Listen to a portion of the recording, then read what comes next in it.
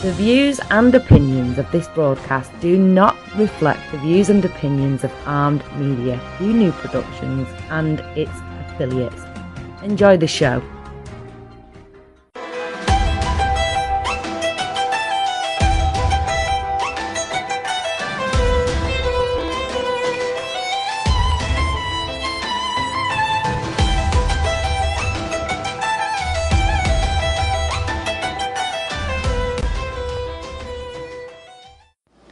Good evening and welcome to Let's Talk Careers with Sarah.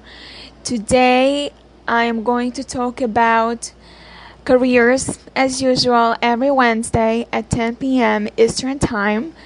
Today I have a topic that might interest you. It's going to be about how to promote myself if I am not a manager. And I'm going to explain to you that there are several factors you need to consider before going to that route, and I will just tell you the signs to look for you are not being cut out for management. So many workers mistakenly view a promotion to management as a prize, the acknowledgement you get for being the best widget maker or bean counter. But management is a skill all on its own, entirely separate from the widget of beans. Some people have natural aptitude, but it takes work and practice like any other skill. There is no shame in admitting you wouldn't be good at it or just don't want to do it. It will save you, your coworkers, and your company a lot of time and grief. So here are the signs that management isn't your best set. You are a pushover. Management involves some tough decisions. If you're a people pleaser, this may not be a good fit. What makes someone shine in a service position, focusing on making everyone happy, can be a downfall in management. If someone like this is promoted, they often have a trouble prioritizing, making tough calls, and realizing they can't please everyone. Next thing is you need constant feedback. Managers give feedback and do the supervising, not the other way around. If you can't work independently and need constant praise or input on your work, you are not ready to manage yourself, much less others. Next, you are inflexible. If you can't go with the flow and make some quick adjustments and accommodations, then management will stress you more than you know. Servers go down, clients are indecisive, and staff members call in sick. These plus a million other variables make it impossible to plan your day or a project as precisely as one might like. An effective manager must read the situation and adjust their style accordingly. And a rigid person will not be successful. The next thing you should understand, you don't have a poker face. One day an employee you hate will need to be fired. Smiling in that meeting would be inappropriate. One day an employee you love will get laid off. Crying in that meeting would be unprofessional. In between, there will be many more awkward moments where you will need to hold it together and remain composed. If you can't do this, move along. Next thing is you are a control freak. Good managers set people up for success by giving them all the skills and training to do their jobs and then backing away to let them do it. They are like pageant moms, beaming just off stage while their kids get the glory. Bad managers get frustrated or just do it themselves. This is not the way to go. They micromanage, they fail to delegate, they take on too much because they can't let go of anything. They don't see the big picture because they are focused on making sure everything is just so. And how many of us think, okay, I don't have time to teach anyone. This person is not doing the job the way I do it. I am a better person to do this thing. But it's not all about you. It's not all about you doing the work. It's about how you are making sure the work is done, delegating it to the people that you trust. And if they don't do the job right, just train them, coach them, help them. They also want to be successful. They don't do things for you to be ashamed, to be look bad to your supervisor. They actually want to help. They want to be part of your team.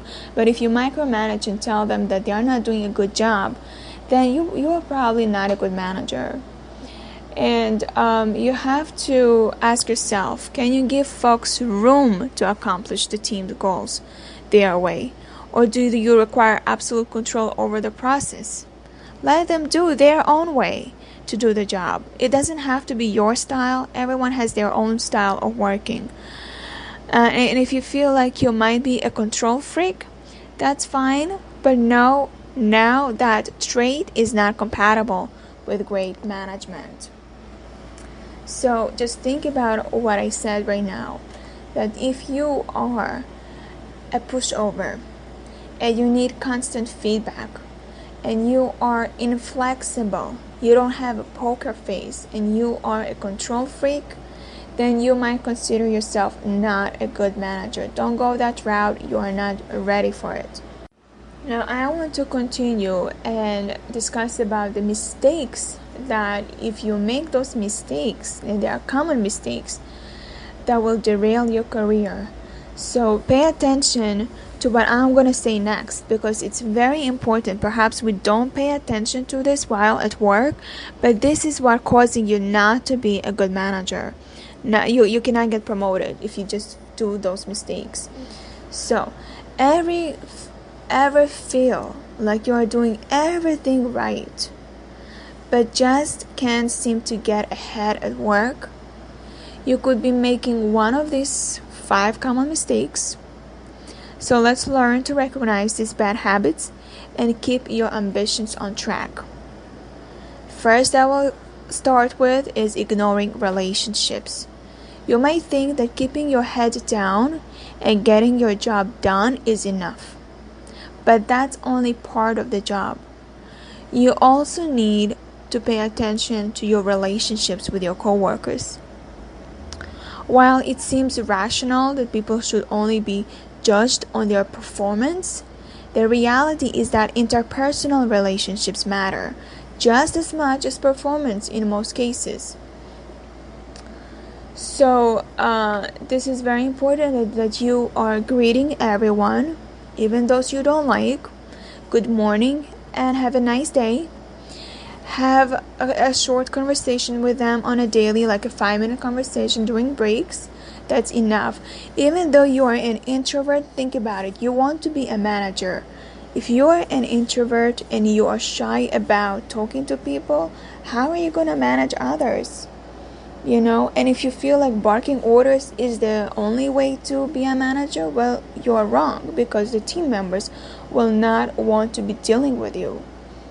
So think about interpersonal skills. Build relationship that people will like you, that will want to listen to you, that will want to follow you, that will want to take the lead, that they are going to want you to be the leader. Because you don't know, down the road they might say, I like this person, and I think he should get promoted. I think I want to be a manager. I want him to be a manager. I want her to be my manager. She has good personality. So it all goes down to this. If you're shy, nobody will know you, nobody will notice you. Performance is great, but it shows that you don't really care to be a manager. Next one is not dressing to impress. Whether you like it or not, your appearance matters. So you need to pay attention to your clothes, right? Don't wear the same clothes every day. Don't wear clothes that stink. Now it's the summertime. You want to make sure that you are bathed every day. Put perfume, put something, deodorant, Make yourself look pleasant. I don't say buy clothes every day. I'm just saying wear different kinds of clothes that shows that you're actually, taking care of yourself. Hair and accessories. I see some people that have hair that they just put a bun and that's it. There is no grooming involved. If you are a man, make sure you are groomed properly. You get a haircut that's proper. You shave. Be very, very pleasant. So clothes and hair accessories, ensure that they are appropriate when you come to work. And at work, you don't just represent yourself. At work, you are walking, talking, advertisement for your company's brand. So therefore, if you look like you're dressed in the dark and or during a fire, if you look like an extra in a particular melodramatic music video, you are sending a message that you don't take care of yourself, that you don't take yourself, your professional goals, or your company seriously. So you have to look. I've been told always that if you want to be a manager, dress up like a manager even if you are not a manager. If you want to be a CEO, dress up like a CEO even though you are not a CEO. If you want to be somebody that you want to be, you dress up just like them. You don't have to buy brand clothes. You don't have to buy something expensive. Dress up appropriately. Now the next thing is blurring the line between personal and professional. Management is well aware employee choices are often tied to personal circumstances, but that doesn't mean you should point out that connection, especially when you are negotiating. Managers usually already know that whatever you are negotiating will have a positive effect on your personally, but what they need to hear is how it will affect the company. If you're only focused on how you can help yourself, your career will suffer.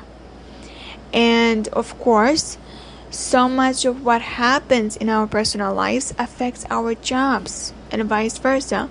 But when you are negotiating salary or flex time or the ability to work from home, it's important to keep your negotiation points professionally based. Now, prioritizing money over opportunity.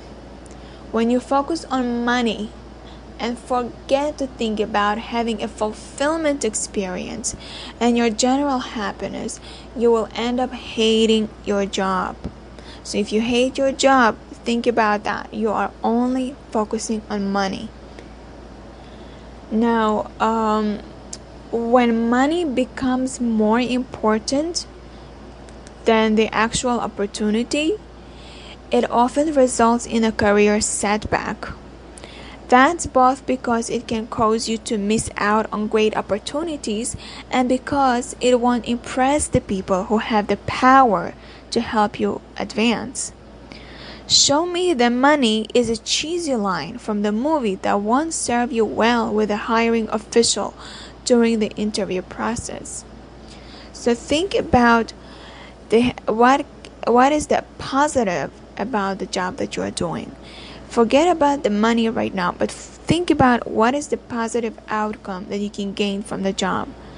You can gain new skills, you can gain new relationships, you can gain happiness socially, emotionally, and then down the road when you see you acquire the skills of a manager, of a supervisor, of a leader, then you can start looking elsewhere if you don't get promoted in your current job. But money is not only the problem. I know I live in New York and I know money is important, whether you are in California or whether you are in a place that's really expensive living. But think about now it's the time to gain the skills that your supervisor has, your manager has, your director has. Gain all of these skills, all of this knowledge. If you have to go to school to gain those skills, go to school, take some courses, and then start while you feel you are confident in practicing those skills. Then go to a different company and start asking if they are currently hiring junior managers, junior supervisors. Because there are companies who will hire with no experience. You just have to know how to place it on the resume, how to talk and communicate at the interview that will make them impressed and say, yes, I like this kind of personality to lead the team. Next thing is operating with a noticeable lack of initiative.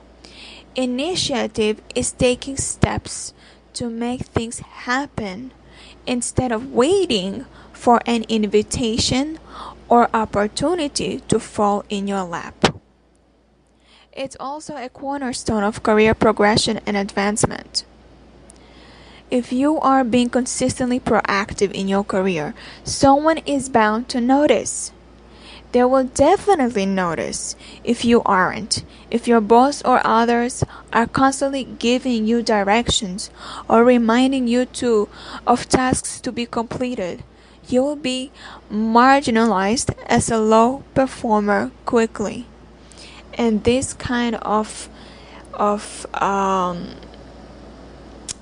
giving impression, this impression will last forever.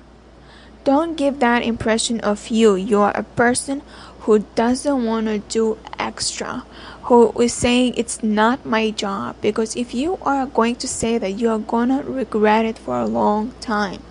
The manager that will work there will never want to promote you. They will remember that you said it's not my job. They'll remember that mindset that you have. They'll remember that attitude that you have towards a job. If they see somebody else who is doing the job out of happiness. So I'll give you an example. I was working in a restaurant before, and the manager would say, if you can lean, you can clean. So when it was slow, I saw somebody was doing, like, she was cleaning the fridge, she was cleaning the countertops, she was always busy. Always. There was no time for her to stand and chit-chat and do nothing. She would chit-chat and clean. She would chit-chat and talk and organize. She would find something to do. And that kind of initiative got her promoted. She became a supervisor, and then she became a manager. She gave like a role model, and she would say, just show yourself you're constantly working non-stop. And for a lot of jobs, this is what is required, that type of personality. You're taking the initiative of doing something, of accomplishing something. And you are being perceived as a hard worker, and you deserve to get more. You deserve to get promoted because you are doing more than the rest. Now, I am going to advise you on how you can become irreplaceable at work. And there are ways. And that's when you show value to your companies. That's when you show you are worth. So they will not say I can replace you, I can hire somebody else for lower pay, I can hire somebody else to do that. I'm going to explain to you how they will not say that to you. They will say, you know what, I don't want her to lose the job. I just want her to get the job. I want him to get the job. Because he is not replaceable, and it will be your choice to leave the job, and not them firing you. And it's hard to feel secure at work when there's like so much bad news about the economy swirling around. And luckily, there are some things you can do to turn yourself into a resource your company will work hard to keep around. First of all, you standing out. Stand out. Invisibility is dispensability. When you are in any work environment, it's critical that people know who you are and what you are doing. And taking on additional job responsibilities, developing cross-functional relationship in the workplace, and volunteering for committees, boards, and leadership positions. Doing so keeps your work profile fresh and visible. Talk to your boss. Many people spend a lot of time and energy avoiding their boss. That's a big mistake. You should actively communicate with your boss on a regular basis, develop a relationship, and clarify expectations. Not only should you make your boss look good, make your boss your ally, not your enemy. When you talk with your boss, don't be afraid to be your own cheerleader. Managers don't always know everything their employees are up to, and if you are enhancing your skills or taking on new projects, you want your boss to know. Okay? So, like I said, if you are an introvert, to start being an extrovert. Be around with your boss. Talk to him. Be like, tell him what you did for the job, anything job related that you did good. You helped out somebody, brag about it to your boss. You did something else, brag about to your boss, to your supervisor, to your manager, whoever there is. Okay? Now, don't be a drag. People will go out of their way to avoid unpleasant coworkers. If you're always rolling your eyes, texting in a meeting, complaining, or just being plain difficult to work with, that is not going unnoticed. Okay? Even if your skills are on the top of their game, it's possible that a bad attitude can prove the difference when a department needs to cut someone. If you find that your impatience or contempt for your co-workers, department, or company is showing, either knock it off or get a job that is better fit for you and work on becoming irreplaceable there. And then find your place. Understanding your role within a department and company will help you make yourself indispensable to both. People who truly get how their work fits are generally more invested, bigger thinkers, and more likely to be seen as engaged and committed. And those are the kind of employees that a company wants to hold on to. If you feel the mission of your department or company is unclear or lacking, talk to your manager about putting a committee together to clarify goals and get the organization on track. You can have also suggesting them to have a staff meeting and to discuss about you're like voicing out your concerns, and then you are hearing others as well. This is kind of what a leader should do. So if you want to be a manager, start showing that you want to create more meetings, you want to discuss about the goals of the company and how each one can contribute. Now, discover ways to develop and grow. The more you invest in yourself to grow in your role, the more the company will see you as an investment. Think of ways you can proactively make yourself more marketable and competitive. Okay? Suggesting taking actions such as following up on professional development opportunities, enhancing your computer skills, boning up on industry knowledge, and earning new certifications and attending seminars. The more a company invests in you, the more it will find you irreplaceable. So think about what I said right now, that you have to really think about it and start taking notes. Okay? First, you need to stand out. Talk to your boss frequently. Don't be a drag. Say what you need and find your place and discover ways to develop your growth. Okay, so that ways you are going to find out. If you missed my half of the show, it will be posted on Let's Talk Careers with Sarah, and you will be able to hear it and take notes at your own pace, at your own time. However, if you do have a question now, go on Facebook, Let's Talk Careers with Sarah, and message me there, and I'll answer them. And also, you can join my group, Let's Talk Careers Inner Circle, and you can email me, Let's Talk Careers with Sarah at gmail.com. I'm looking forward to your questions. Now I'm going to talk about what other bosses are saying on how you can be a manager. Now, it's not about being more confident or being more passionate. It's about specific actions you can take to impress your superiors and take home a bigger paycheck. Even if you're not specifically looking for a flashier title or more money, although who isn't, these tips will help you become or remain or a valued employee. And now I'm going to talk about how you can be a manager with these tips. Now, first you have to have an attitude so here's the boss says that I love when someone smart challenges my thinking, right? By saying like, tell me I'm wrong.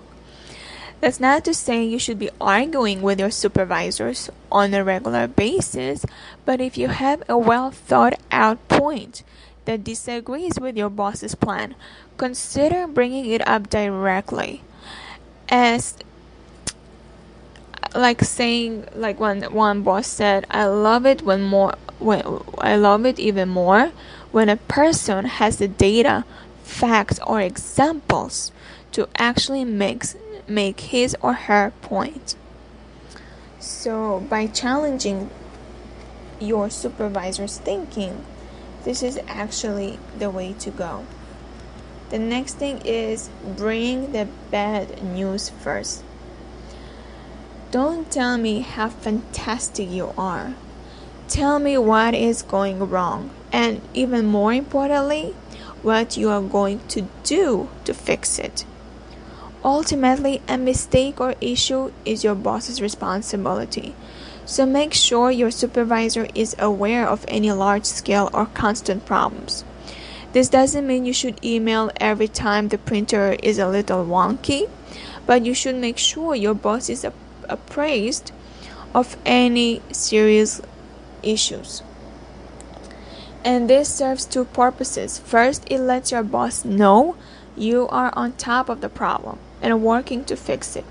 Second, it gives your boss the time to work on her own solution, or at least prepare for a different course of action, and to present it to her boss. The next thing is be drama-free. Now, it's like, I don't care if you don't like the person you sit next to or think the post-it notes should be yellow, not blue. Bring me drama and I'm certain that you are not worthy of the next step. And especially in an office environment, we have to work closely with different personalities and in less than ideal situations. Unless there is a real problem, you feel unsafe or can't complete your work, keep complaints to yourself. As one boss says, your job is to make your boss life easier, not plop your drama on his or her lap. Save that for your friends and family or your diary. And if you gossip a lot is a problem. So if you're dramatic, you will tend to gossip without knowing it. So it's going to be a problem. Next thing is smile. Your boss would like to harbor the fantasy that you actually like your job. Since she is paying you, spending more time with you than her family, and helping you more than you realize, you can at least smile and seem like you are enjoying things in return. You don't need to blind every passerby with your pearly whites, but remember that no matter how close your deadline or how heavy your workload, other people will take their cues from you.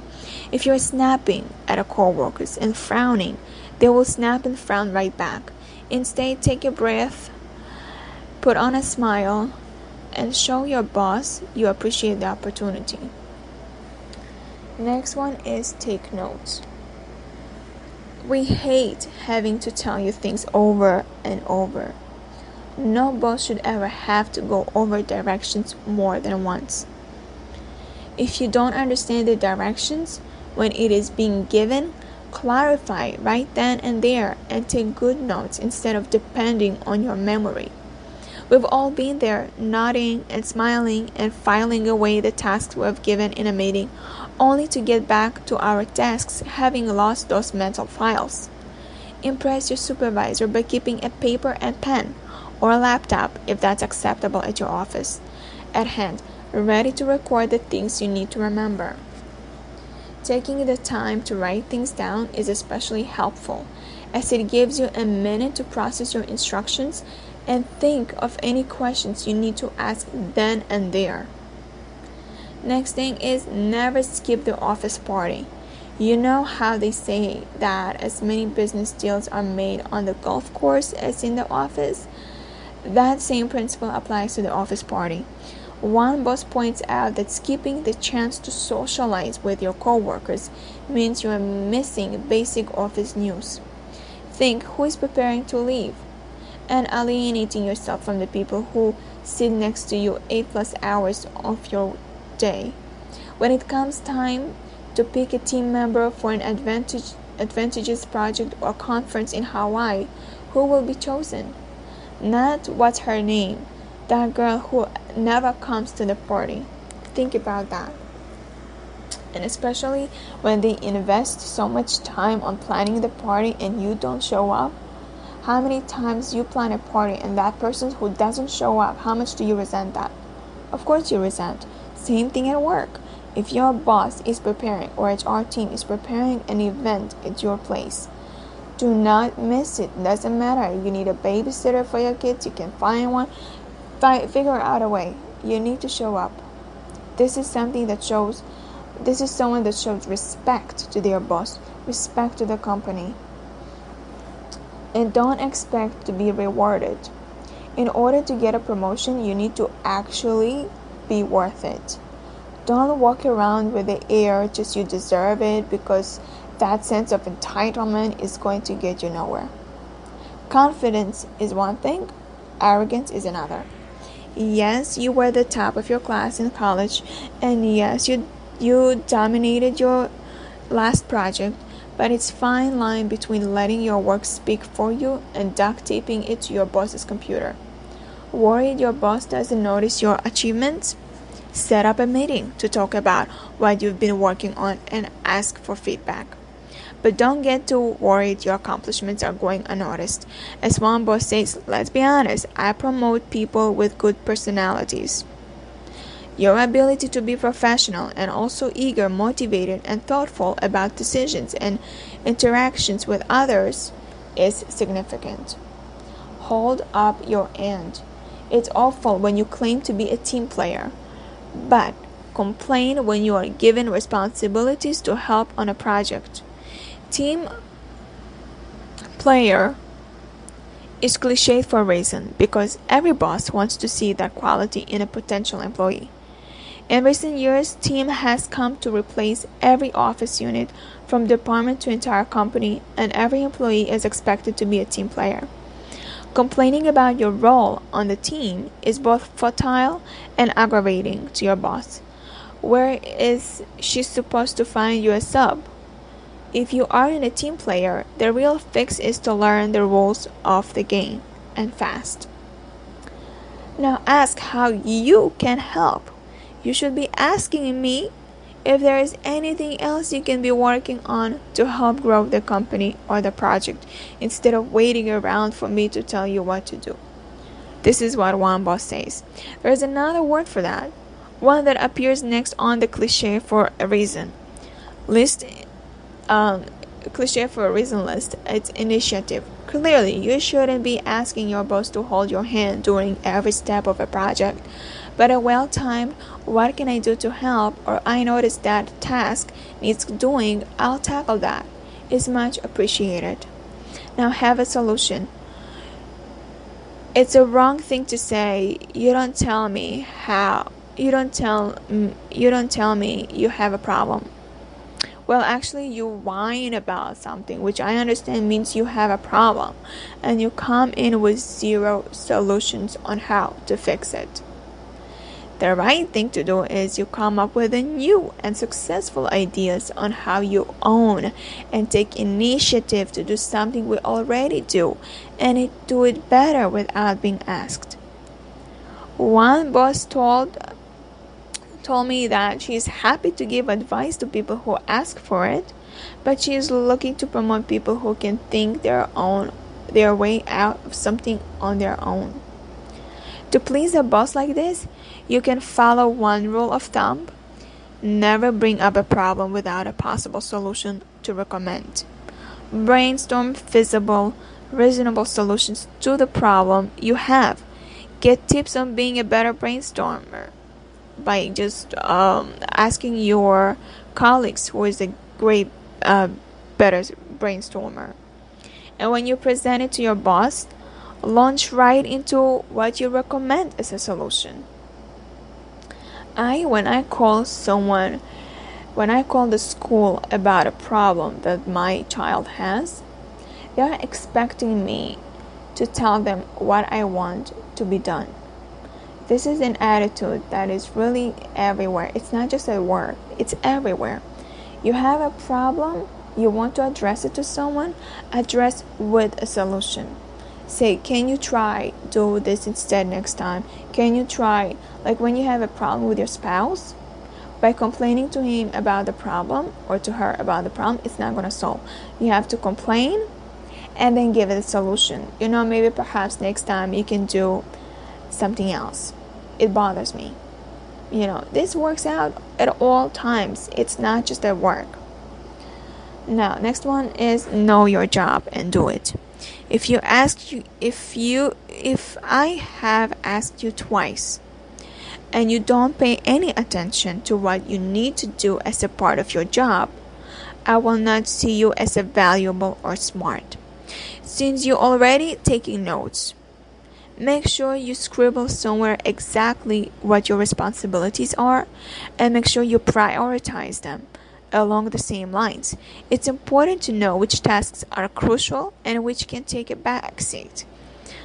One boss had this recommendation: I think the best candidates for promotion are those who best can gently manage up within their ranks and can find the balance needed to be gold star work while still knowing when to draw the line and say, I can do this for you, or I can do that for Mr. Smith, but I cannot get both done today.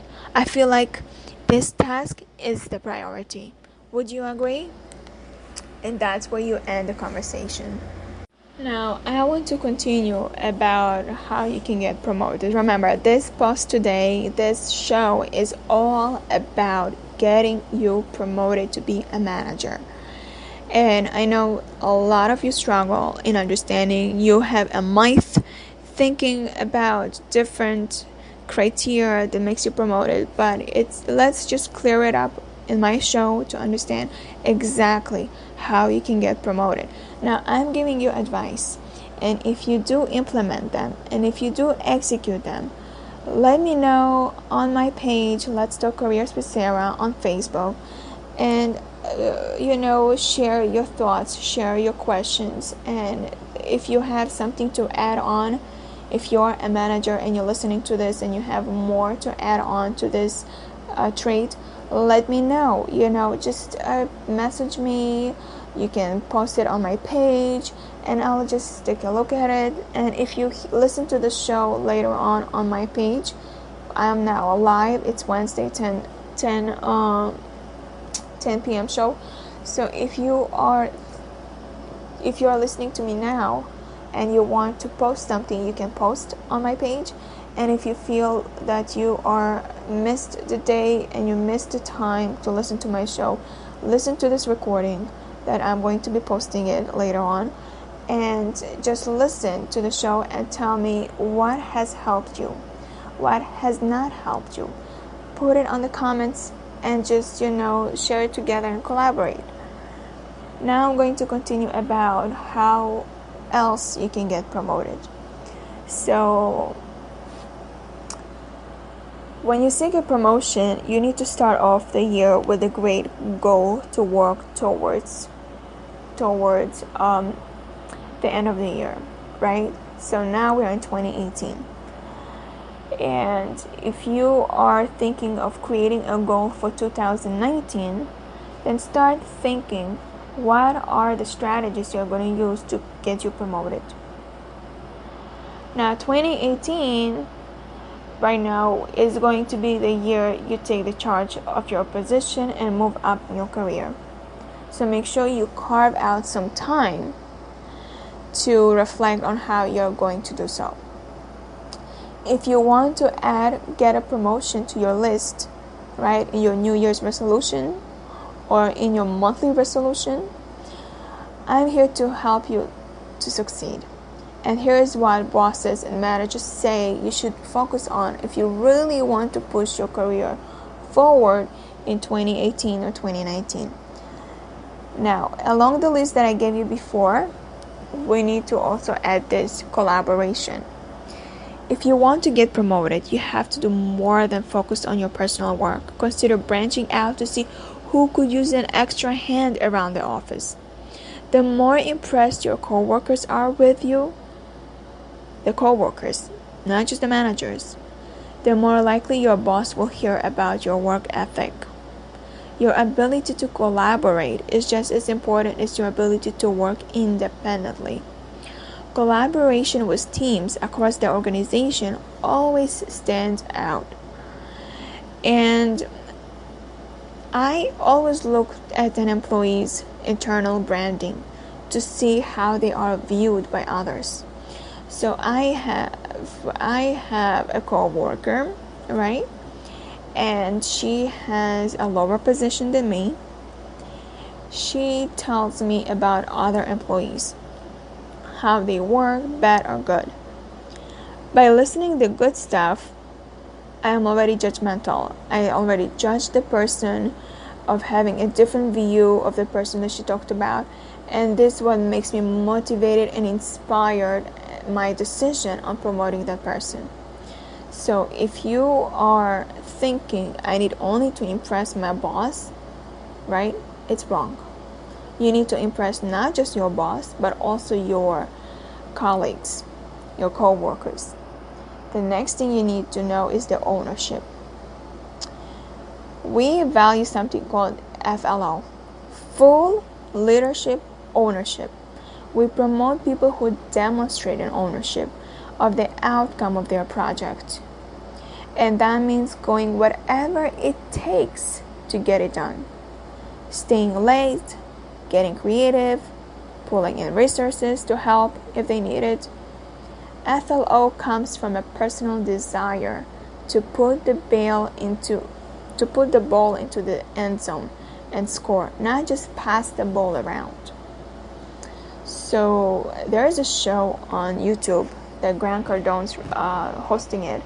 It's called Whatever It Takes. You should really watch it. It really gives some strategies about if you want to get the job, you do whatever it takes to get the job. And if you do something wrong, your colleagues, your coworkers are the first one to go and rat you out. So you should be very careful when you are working with people. You should be very careful and be nice to them. So watch the show. The Grant Cardone is actually hosting it. It's called Whatever It Takes. Effort. When it comes to your work ethic, it's not always just about hitting specific milestones. Some managers say they look at the effort an employee is putting in. Does their report exhibit self-discipline or adaptability? Are they focused on being creative? The amount of effort you put in will speak volumes to your boss. It's more than the amount of effort I see rather than specific milestones. And when I promoted employees, they were all people I saw making a great effort every day. I have promoted less skilled people over someone who is skilled but does the minimum. Reliability. If you want to move up in your company, you need to show your boss that they can always count on you. Punctuality, initiative, friendly manner, and the ability to show development are the key factors I look when I promote an employee. And then learning from failure. Nobody is perfect. We all experience failures at some point in our careers, but how you handle your mistakes could turn into a positive outcome. Your boss will notice your ability to turn things around. We celebrate failures and we create an atmosphere where people are encouraged to try new things and see if it works. And if it doesn't, celebrate that failure for the learning it represents. Open dialogue. You don't have to work toward a promotion in secret. Like I said, you cannot be introvert. Nothing is in secret. So consider talking to your boss about your goals and mention why you want to get promoted.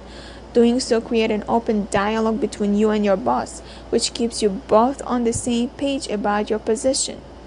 I promoted an employee because they had an ongoing dialogue with their mentor and myself on next steps for their career and weren't afraid to come to me with concerns, issues, or questions. Then you have to have autonomy. Your ability to work independently will help your boss notice how you take ownership of tasks and projects, as well as how you delegate work to others. Take on some of the tasks of the job you want to be doing. It shows an understanding of the new role, the willingness to work hard for it, and it takes it easy to justify why this is the person for the job. Honesty. You should never lie at work. More likely than not, your boss will appreciate honesty, even if it's a negative. That way, they can help you learn and grow. Tackle the tasks and push you and ask questions when you don't know the answer. And be honest that you don't have all the answers. Hard work. From day one, your boss probably made it clear how to succeed on their team or at your company. If you listened, you already know the clear steps to take and the skills that your boss admires. If you don't, start paying attention to the co-workers they are constantly congratulating or the people they recently promoted. With a little hard work and focus on the specific skills your boss wants you to have, you're going to get that promotion. We hire consistently from within by promoting our existing employees into leadership positions. We know they are ready because we are crystal clear about the specific skills and mindset they need to acquire to receive that promotion. When they achieve those skills and have developed that mindset, we celebrate their success, promote them, and then support them through the very clearly milestones of learning and deliverables. In this way, they are set up for success because they know what success is from day one, and they know they have the support and help to get there. And then you need to know about creativity. Thinking outside of the box always sets you apart from your coworkers and helps keep you in your manager's mind when it's promotion time. The employee I promoted thought out of the box and provided several solutions. They also came to me with projects they thought would be good for the team, along with how to execute them. And when they came to me with problems, they always came with potential resolutions. All of this advice is really good advice, so I don't want you to miss out any of them. If you miss out, you are listening now and you're missing out some of the advice that I gave you, it's going to be recorded and it's going to be posted on my page, Let's Talk Careers with Sarah, on Facebook. So you are not alone. I'm here to guide you through. Now that you've been implementing all the advice that I gave you tonight, now the next step is how to ask for a promotion. Asking for promotion can be nerve-wracking, but when you think you're ready for the next step, it's important to say so. How do you prepare for that conversation with your boss? What information should you have at the ready, and how exactly do you make your case? So there are some experts share their tips. Asking for a promotion makes you feel vulnerable, and you are not in control. You are putting yourself in the hands of your manager to be judged, and you might be judged not worthy. You may fret that you'll be bugging your boss or come across as greedy and self-serving. But to advance in your career, you will need to learn to advocate for yourself. And you can't assume that the organization will take care of you just because you do a good job. There is a degree of self-promotion that's needed, but simply if don't you ask, you don't get. And there are some pointers that needs to know how to make the request. Reflect. The first step in the process is to think through what you want. Do you want more power, more money, more managerial responsibility? Is there already a position to covet, or do you wish to create a new role? Do you want to move up, or might a lateral move interest you? It's also important to think about your skill set and how it aligns with the objectives of the organization. This will help you position your promotion request in a way that connects to broader strategic goals. Do some research. It's smart to gather outside intelligence too. The more senior you get, the more likely is that your promotion is not the sole decision of the manager. Your manager's peers have input as well. Soliciting feedback from a personal board of directors on your strengths and weaknesses, and speaking to peers to try to gauge your institutional reputation. The past is precedent. Find out how others successfully press their cases for promotion. This might help you uncover effective strategies. Also ask your colleagues how they perceive your promotion readiness. Remember, when it comes to granting your request, it's not just the business results that matter. You have to be someone that people are willing to follow. Then build your case. Once you clarified exactly what you are looking for, build a compelling case for why you deserve to move up. This is particularly important if you are asking to advance ahead of your organization's promotion cycle. Be prepared for a what you have done for me lately mentality. And then prepare a 1 or 2 page memo that clearly outlines your proven track record. The memo's bullet points ought to provide concrete metrics of the impact you've had, descriptions of solutions you've delivered, and financial outcomes for which you've been responsible. It might also include data from other divisions or consumer or employee surveys that point out your success. You are trying to prove that you're already working at the level you are asking to be promoted to. And thinking about who your successor might be at this stage and figuring out how to champion that colleague. Show your manager that you're working hard to develop someone else. And this is not only to showcase your leadership capabilities, it will also relieve your boss to know that there is someone who can fill your shoes. Considering timing, there is no perfect time to ask for a promotion, but you should be savvy about when you make the request. Obviously, the week after a round of layoffs at the company or the day your team loses a key client aren't ideal. Instead, ask after something good has happened. Perhaps you've just signed a major new deal, or your company announced a solid earnings quarter. When there is a lot of churn happening, it might be the best thing to jump in or roll up your sleeves and simply do the work to stabilize the organization. On the other hand, don't be lulled into complacency. If your promotion will help the company achieve its objectives, you should press on. And then plant the seed. Asking for a promotion is not a one and done discussion. Rather, it's a series of continued conversations. Using your memo as a guide, your early words should be something along the line of, I'm excited to be here and make an impact. Here is the impact I've already made. I would like to have ongoing discussions with you about what it should take for me to get to the next level. Framing the conversation around excellence while making your reasons for wanting a promotion clear. And there is that old adage that managers do things right and leaders do the right thing. Tell your boss, I want to make sure that I'm doing is not just good but excellent. Then ask, what can I do to make you confident that I'm ready for the next step? Demonstrate your willingness to grow and learn. And then nurture the seed. Once you've planted the seed, nurture it over time. And ask your managers for feedback, not so often that it comes an irritant, but say every month or every quarter. Be specific. If, for instance, your promotion involves more client-facing responsibilities, say something like, I've spent the past month talking with our key enterprise clients, and here's what I have learned. What feedback do you have for me? And another smart strategy is to present your boss with ideas on how you would spend your first 90 days on the job. Show you've done your homework and that you are serious about earning a promotion.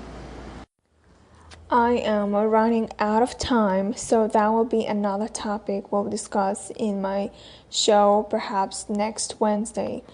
And I would like to say thank you for those who are listening to me. Thank you so much for doing your homework, by listening to experts like me about jobs, about resumes, and about how to be happy in a work environment. So I really want to say thank you again. So I'm going to see you next Wednesday at 10 p.m. Eastern Time on Armed Radio. Let's Talk Careers with Sarah. You are tuning in on Armed Radio and Let's Talk Careers with Sarah every Wednesday at 10 p.m. Eastern Time. I talk about careers and job hunting. If you would like to ask a question or would like to hear about previous shows that you have missed, you can find me on Facebook at Let's Talk Careers with Sarah. You can learn about jobs, tips, and advice on my page. If you have a career-related question, you can just message me on Facebook.